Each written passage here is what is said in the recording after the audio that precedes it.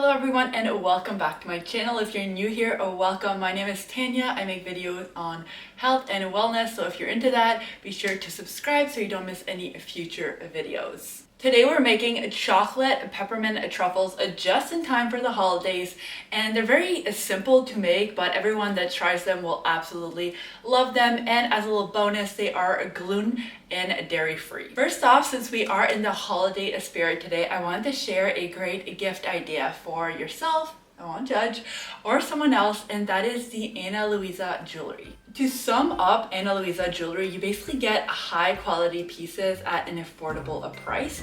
So if you're like me and you don't own a ton of jewelry and you want to start building a collection, then I think this is a great place to start. I recently got the Heritage Vintage necklace set. I love getting a set. And then the bold huggy hoops. These are the perfect little hoops that you can wear every day.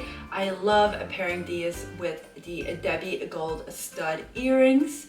And then I also got the Anna gold small ball chain necklace. Check the link in my bio if you are interested. They offer free shipping anywhere in the US and very affordable shipping everywhere else. And they offer free exchanges as well. All right, now that you know how to finish up your Christmas gifts, let's get back to the recipe. For this recipe, you'll need a food processor or a high quality blender, and then we'll add 1.5 cup of almond flour into the food processor. I like to use this brand by Costco. It is the most affordable one I've found, so it's a good one. And then for the next ingredient, we'll do a 1/4 cup of cocoa powder. I also get this one at Costco. Lots of Costco ingredients here. I also get my dates. Now for the dates, you're gonna need about 15 dates, but they have to be Medjool dates, and the ones at Costco are the best. Just make sure you pit them as I'm doing here. The quality of the dates really matter in this recipe. These dates are gooey and it's gonna make the balls more like truffles rather than very dry. Once your dates are all pitted, I like to give everything a good mix, so the almond flour and the cocoa powder. And once that's mixed well, then I'm gonna go in and add some peppermint extract. So we're gonna add 1.25 teaspoon. And then once that's added, then we'll go ahead and add a pinch of salt. So about 1/4 teaspoon there. And then we'll get everything going. The key here is to have the food processor going before you start adding your dates. And then we'll add 1 date at a time into the food processor. Let it mix for a little bit.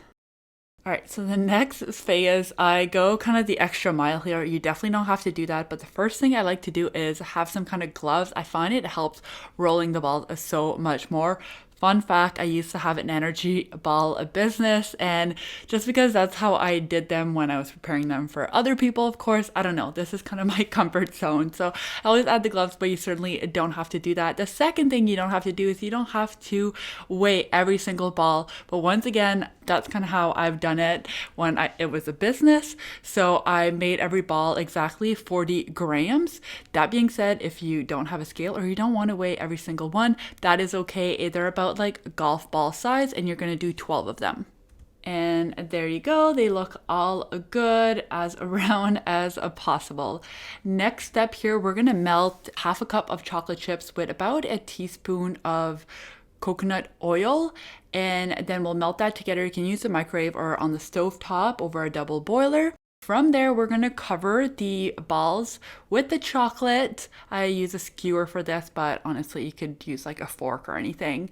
And then I'm topping it off with a tiny bit of crushed candy cans. Now, if you want to create like a more cleaner version, I suppose, you can omit the candy cans, but they do add a nice little festive touch. And then you'll freeze them for about 30 to 60 minutes, and that's it. You're good to go. Thank you so much for watching today's video. I hope you enjoyed the recipe. It will be in the description box down below. You'll have all the details there. And again, if you want to check out some great jewelry, head to the link in my bio and go to Ana Luisa. They're having some great deals as well. Thank you so much for watching today. I hope you enjoyed the rest of your day, and I'll see you guys in the next one. Bye! Oh, and happy holidays!